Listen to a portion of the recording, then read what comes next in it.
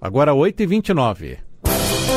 Agora, no Revista Justiça, Ética e Justiça, com o Procurador de Justiça, Roberto Liviano. Ele está conosco mais uma vez, Procurador de Justiça no Estado de São Paulo, doutor em Direito Penal e presidente do Instituto Não Aceito Corrupção, doutor Roberto Liviano. Seja bem-vindo, bom dia. Bom dia, Sérgio. Bom dia aos ouvintes e internautas que acompanham a Rádio Justiça. É um prazer estar com todos vocês nessa manhã de terça-feira. Vamos lá, doutor Roberto Liviano, vários assuntos para tratarmos e vamos começar sobre transparência eleitoral. Temos um projeto que pode reduzir essa transparência? Pois é, temos um projeto que foi discutido num grupo muito pequeno, a nível da Câmara dos Deputados, e tudo que é feito dessa maneira, Sérgio, a meu ver, é bastante preocupante, né? Essas discussões que mudam as regras a nível político, a nível eleitoral, elas precisam de uma discussão democrática, precisam da participação da sociedade civil, não é? E eu temo por essas mudanças assodadas, por essas mudanças de boiada, não é? Eu tenho certeza absoluta que quando a sociedade é ouvida, você tem uma qualidade muito maior, muito melhor, e você tem uma legitimidade muito maior nas proposições que são debatidas, você tem um processo legislativo muito mais sólido. Essa proposição que pretende estabelecer novas regras eleitorais, novas regras para o jogo político, elas propõem, por exemplo, que os candidatos estejam desobrigados a apresentar a sua declaração de bens, que eles não sejam mais obrigados a dizer o patrimônio que eles têm antes, no momento em que eles iniciam o seu exercício político e depois. E essa regra, Sérgio, ela não é uma mera burocracia. Através disso, é que você consegue tornar concreto aquilo que está constando na lei de improbidade administrativa. Você tem 3 tipos de improbidade: enriquecimento ilícito, dano ao patrimônio público e violação de princípios.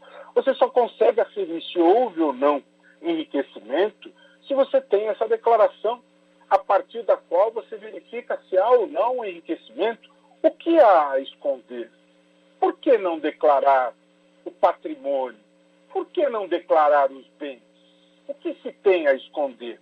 Por que não ter essa prestação de contas? Por que a sociedade não tem direito de saber? Quando a pessoa ingressa no campo político, ela deve saber que ela abriu mão de parcela da sua vida privada, ela se torna exposta. Como diz o filósofo Norberto Bobbio, a democracia é o governo público em público. Isso é essencial. Outra proposição que há nessa mudança apresentada é que não haja mais a atualização dos gastos de campanha a cada 72 horas. Por que não? Por que não vai se apresentar a prestação de contas online para se saber o que está se gastando durante a campanha?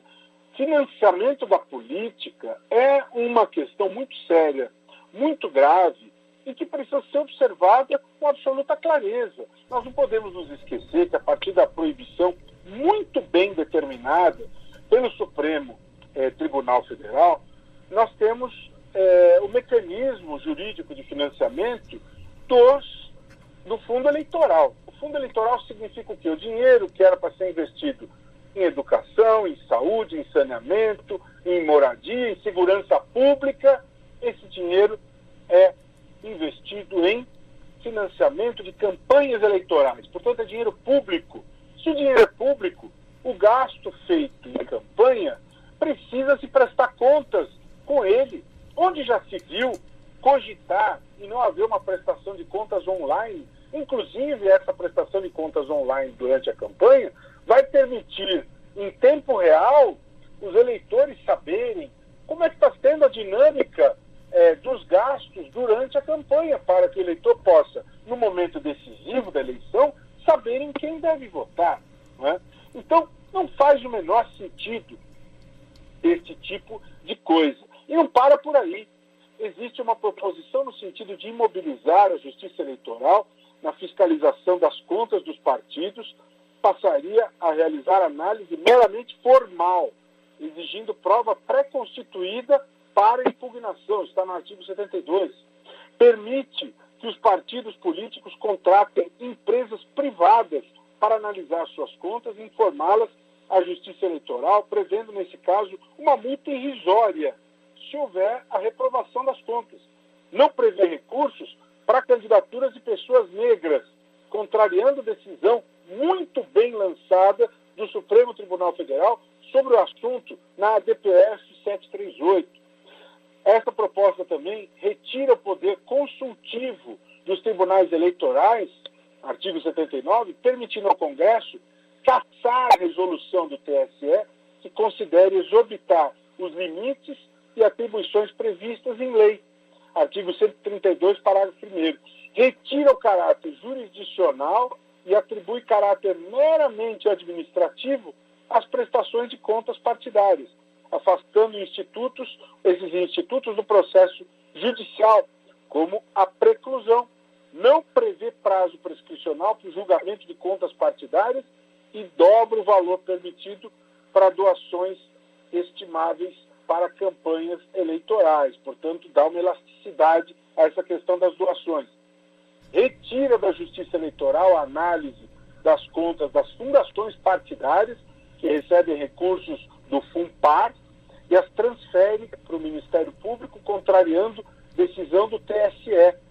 Exige comprovação de gastos para caracterizar propaganda eleitoral antecipada, afastando desse conceito algumas condutas que ocorrem, por exemplo, em igrejas, templos e similares, e restringe a aplicação de multa no caso de propaganda eleitoral negativa, apenas nos casos que ocorrer acusações inverídicas graves e com emprego de gastos diretos, podendo levar a um aumento de discursos de ódio e ofensas pessoais durante as campanhas. Como se isso tudo não fosse suficiente, Sérgio, e ouvintes da Rádio Justiça e internautas, ainda essa proposição blinda os candidatos em relação a quaisquer causas de inelegibilidade infraconstitucionais que ocorram após o registro da candidatura. Inclui deputados e senadores entre os legitimados a propor alterações nas resoluções do TSE, que organizam as eleições, aumentando de 7 para quase 600 legitimados, abrindo margem para tumultos burocráticos às vésperas das eleições. Institui crime de caixa 2 eleitoral, sim, mas com pena máxima passível de acordo de não persecução penal. Ou seja, dá de um lado, mas tira do outro, porque os acordos de não persecução fazem com que esse crime seja colocado numa prateleira daqueles crimes menos graves. Por fim, descriminaliza o transporte irregular de eleitores, que passa a ser uma infração apenas cível, punida com multa entre 5 mil e 100 mil reais. Revoga os crimes do dia da eleição, como uso de alto-falantes, comício ou carreata e boca de urna, que passam a ser apenas infração cível, punido com multa. Passa a exigir para a cassação de mandato, entre outros, a presença cumulativa de alguma forma de violência e demonstração de probabilidade de nexo causal entre conduta ilícita e o resultado da eleição como condição para cassação, o que inviabilizaria a pena no caso de compra de votos, por exemplo, e restringe aos membros do partido eventual questionamento judicial de uma norma estatutária ou programática que violar direito ou garantia fundamental, estabelecendo que o MP só poderia agir na hipótese de desistência deles, dificultando o controle democrático sobre a emergência de agremiações extremistas, autoritárias ou violadoras dos direitos humanos. Eu pergunto, por que tantas proposições suavizadoras? Por que tantas proposições que dificultam a punição, o controle dos abusos do poder político e econômico? E tudo isso sem o amplo e necessário debate pleno, democrático, participativo, como exige um sistema democrático? É uma pergunta cuja resposta eu não vejo, e, a meu ver, isso fere o princípio fundamental da Constituição de prevalência do interesse público. E aproveitando esse gancho sobre as suavizadoras, essas ações, esses projetos suavizadores, temos também a lei de improbidade que o senhor vem alertando para nós sobre essas questões suavizadoras, né, doutor Roberto Liviano? Pois é muita suavização, Sérgio, e isso me preocupa bastante. Há coisa de 4 meses, o Congresso instituiu a vedação ao uso de provas, de gravações obtidas pela vítima, por jornalistas, por policiais infiltrados. Quer dizer, o mundo ocidental democrático autoriza. O Robinho, jogador que foi da seleção do Santos, está sendo acusado de um estupro na Itália com base numa escuta ambiental. E no Brasil essa prova foi proibida, ela não é mais lícita. Isso não é razoável, isso não é plausível, não é o que o mundo pratica, não é? A lei de improbidade, há 15 dias, foi totalmente, literalmente esmagada pela Câmara. A lei da ficha limpa foi esmagada também. E agora, más prestações de contas tornam o indivíduo que não prestou contas adequadamente elegível. Ele continua elegível. E quando você faz esse tipo de coisa, você abre as portas para quê? Para o caixa 2 eleitoral e, via de consequência, para a compra de votos, né? Então me preocupa muito essa suavização, e essa questão da suavização da lei de improbidade, ela é enaltecida pela Rádio Gaúcha, né? A revisão de lei de improbidade promove uma discussão sobre rigor e impunidade na gestão pública. Eu acho importante enaltecer o seguinte: o Senado está com essa questão nas mãos, Sérgio, e ouvintes e internautas, está com essa questão na mão. Óbvio que o espaço democrático para essa discussão é o Congresso, mas é muito importante enfatizar as seguintes questões. O que a Câmara aprovou? Em 92, se fez uma lei moderna, uma das mais avançadas do mundo, para proteger o patrimônio público, para combater a corrupção. Esta lei, de caráter administrativo, com sanções civis, administrativas, pune atos em que há enriquecimento ilícito, dano ao patrimônio público, violações a princípios. Pune atos tentados ou consumados, pune atos dolosos ou culposos. Inverte o ônus da prova, basta o enriquecimento para que haja responsabilização. O que a Câmara acaba de aprovar? Não se pune mais ato culposo. Não se pune mais tentativa. O artigo 11 foi praticamente suprimido. O nepotismo foi autorizado no Brasil. Retrocedemos aos tempos de Dom Pedro I e Dona Maria I, a louca. É no tempo da corte em que a contratação de parentes era permitida. É isso que o nosso país precisa: legitimar a contratação de parentes e sacrificar a meritocracia, que na China é praticada há mais de 1000 anos. Você tem que contratar os mais eficientes, você tem que contratar com respeito ao princípio da impessoalidade, da moralidade administrativa, e não legitimar o nepotismo. Isso é um tremendo retrocesso. E como se não bastasse, a lei aprovada estabelece um prazo de 6 meses para o Ministério Público fazer uma investigação. Como assim? Eu estou no Ministério Público há quase 30 anos, uma investigação que tenha por alvo dezenas de suspeitos de improbidade, que precise colher documentos e ouvir pessoas em dezenas de outros países, com posterior tradução juramentada, que demande quebra de sigilo bancário, telemático, fiscal. Uma investigação como essa leva 5, 7, 8 anos. Isso é absolutamente normal. Como você estabelece um prazo de 6 meses para qualquer investigação? Seja um caso simples, seja um caso complicado. Isso se faz quando se pretende colocar na lei o direito à impunidade. Infelizmente, não vejo outra explicação. Porque não há como, humanamente, você querer que essa investigação se conclua em 6 meses. Não podemos esquecer que o Brasil é um país de dimensão continental e muitos promotores desempenham funções cumulativas em pequenas cidades, dos rincões do país. Então ele é promotor criminal, ele é promotor de família, do meio ambiente, da habitação e urbanismo, defende a pessoa com deficiência, defende os indígenas, defende os idosos e também tem que investigar a improbidade. Em 6 meses ele tem que terminar essa investigação. É óbvio que está sendo colocado ali para gerar impunidade. Como está sendo colocado ali um dispositivo nesse sentido quando condena o Ministério Público a pagar honorários de sucumbência no caso de ações descabidas. Como assim instituição pública pagar sucumbência? Quem paga em última análise isso é o contribuinte. E como você estabelece essa condenação por uma instituição pública, para o Ministério Público, a Defensoria? Honorário de sucumbência é um instituto, uma figura processual que existe para inibir a proposição por particulares de ações temerárias, descabidas. Isso não tem o menor sentido, não tem cabimento. O Senado precisa rever. Está certo que, em certas questões, possivelmente o Senado manterá, mas existem questões como a quebra da norma constitucional do artigo 37, parágrafo 5º, que estabelece a imprescritibilidade do direito de ação de reparação de danos ao erário. Está na Constituição e o Supremo reiteradamente vem confirmando esse teor desta norma constitucional.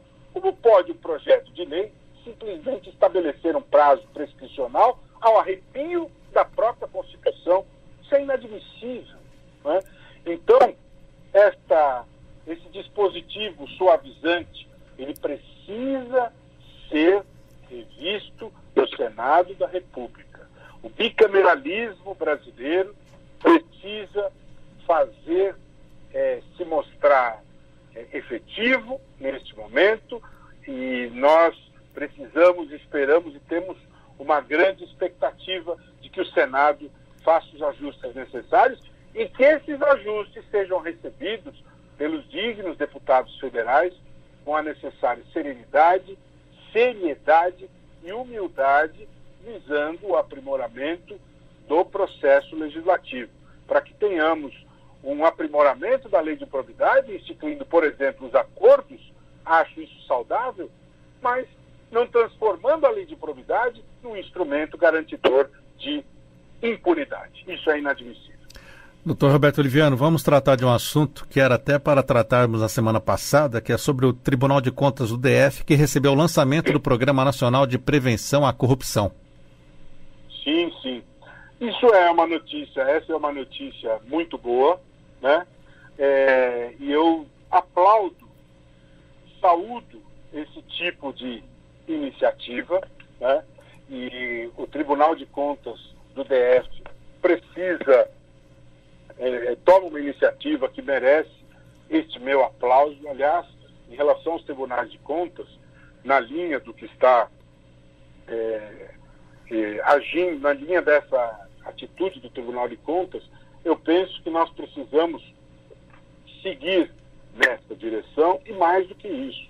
Nós precisamos modernizar e precisamos estabelecer um banho de eficiência, banho de transparência nos tribunais de contas e precisamos fazer avançar a PEC 329, que, aliás, tem a relatoria da deputada Adriana Ventura, né? O relator era o saudoso deputado Luiz Flávio Gomes, precocemente falecido em 1º de abril do ano passado, e a Adriana Ventura herdou essa relatoria, né? Essa proposta é de extrema importância para o país, porque ela traz a ideia da modernização dos tribunais de contas, a agilidade, traz a ideia da autonomia do Ministério Público de Contas, traz um Tribunal de Contas cujos conselheiros não sejam escolhidos por critérios políticos, institui basicamente o princípio da eficiência, trabalha com a ideia da prevalência dos princípios constitucionais no dia a dia dos tribunais de contas. De todo modo, aplaudo iniciativas como esta do Tribunal de Contas do Distrito Federal no sentido de trabalhar a prevenção. Prevenir é sempre melhor do que remediar. Os custos da corrupção no Brasil e no mundo são gigantescos. Relatório divulgado há alguns meses pela Transparência Internacional, alerta sobre aquilo que vem ocorrendo no Brasil em matéria de interferência nas instituições. Tanto é que a OCDE, um dos mais importantes, se não o mais importante organismo multilateral do mundo, decidiu estabelecer um grupo de monitoramento da ação anticorrupção no Brasil. Isso não é do acaso, isso é extremamente grave, especialmente para nós que postulamos assento na OCDE. E é relevante porque, eu já disse isso aqui, o Brasil precisará de financiamento internacional no pós-pandemia. E financiamentos internacionais exigem, pressupõem, tem como premissa o aval da OCDE. E a OCDE, quando verifica a inclusão de um novo membro que tem assento no colegiado, quando verifica a questão da concessão de linhas de financiamento, o primeiro mandamento é o compromisso sério com o combate à corrupção. E esse tipo de projeto que esmaga a lei de probidade, esse tipo de projeto que esmaga a lei da ficha limpa, vão em sentido diametralmente oposto. Nós somos de prevenção. Na semana passada, aliás, não foi na semana passada, foi com o Arthur Filho. Outro dia eu conversei sobre o avanço de uma proposição do senador Anastasia, que cria a lei dos dados abertos, um novo degrau evolutivo em matéria de transparência em relação à lei de acesso à informação. Merece aplauso, merece aplauso. Transparência sempre. Precisamos resgatar o tempo perdido. Sempre lembrando, a Colômbia, nossa vizinha da América do Sul, tem uma lei de acesso à informação desde 1888. A nossa é de 2012. Então, transparência ampla, total e restrita, cada vez mais. Não temos que temer aquilo que se passa na esfera pública, tem que ser mostrado, exibido, fiscalização total. É assim que se exercita uma democracia, é assim que deve funcionar uma república. Quem tem medo de se expor, não se candidate. Quem tem coisas a esconder, não deve participar da vida política. Não deve estar no executivo, não deve estar no legislativo. Ali são lugares em que as pessoas de responsabilidade devem exercer suas funções. Por isso que aquela primeira questão da reforma eleitoral é gravíssima e os deputados devem ter muita atenção com essas proposições muito sérias, muito graves, que, a meu ver, representam retrocessos em matéria jurídica, em matéria eleitoral. Doutor Roberto Liviano, muito obrigado por estar conosco mais uma vez. Até a próxima semana. Um abraço. Grande abraço para todo mundo e aproveitando fazer um convite, o Instituto está completando 6 anos e nós estamos organizando um grande evento discutindo ESG, né? As 3 letras que estão mudando o mundo corporativo. Ontem tivemos o primeiro painel, amanhã prosseguimos. Você encontra todas as informações e pode se inscrever para os 5 painéis restantes no site do Instituto, www.nãoaceitocorrupção.org.br. Esperamos você lá. Um grande abraço, até a próxima. Um grande abraço, até a próxima. Um grande abraço, até a próxima.